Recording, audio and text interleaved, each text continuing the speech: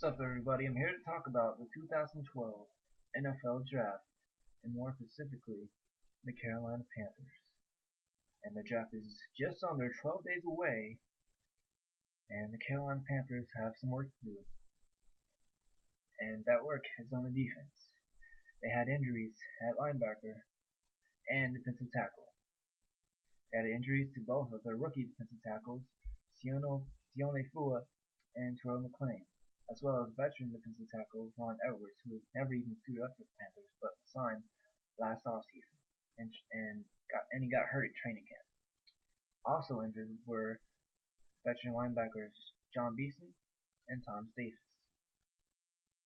They were important pieces to that defense, but of course, as you saw without them, that the defense wasn't that great. Now, even with them, we can still use improvement. That improvement would be at the defensive line, as well as in the secondary. Now, at the ninth pick in the draft, which is where the Panthers pick first, I think that they should go for defensive line. Now, they will, like Martin Herney said, will go for the best player available. Now, who knows who that player will be at that time? I mean, I really don't, honestly. But if I was a GM, the player that I would pick at that spot, well, I think I would probably pick Fletcher Cox, defensive tackle out of Mississippi State.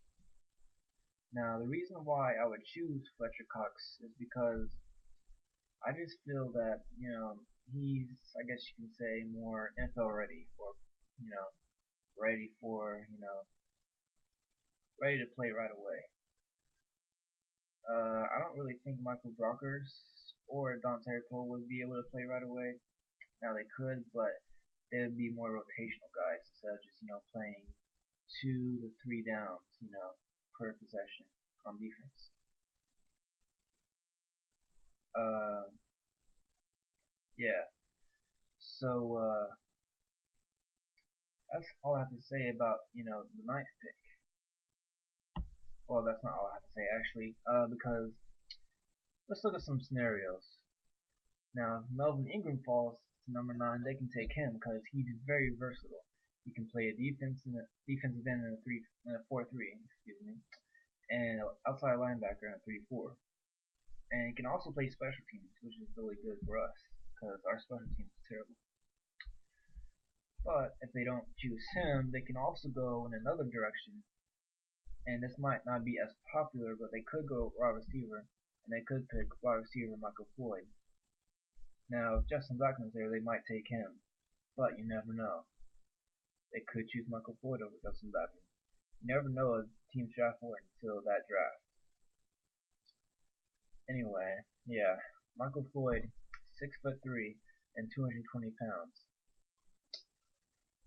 and he's a really good, I guess you can say possession receiver.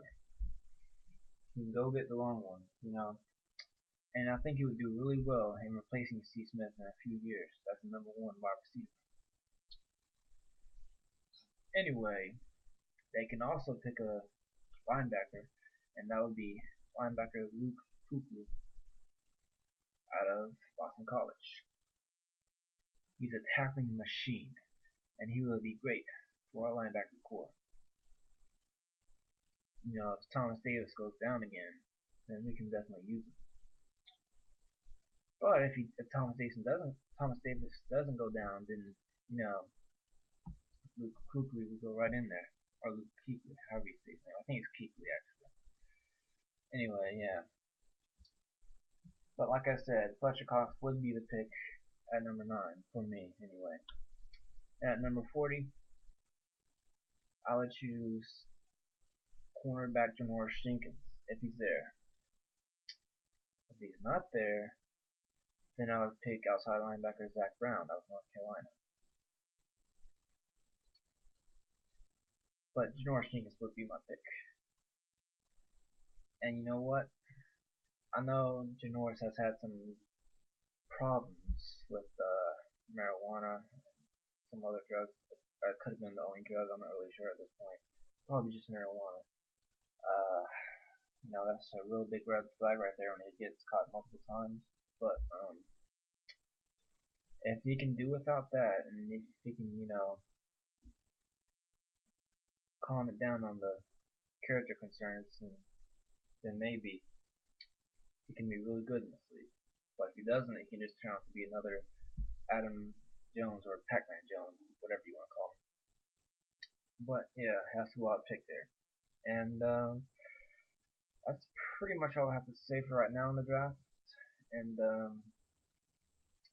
yeah, keep pounding, everyone.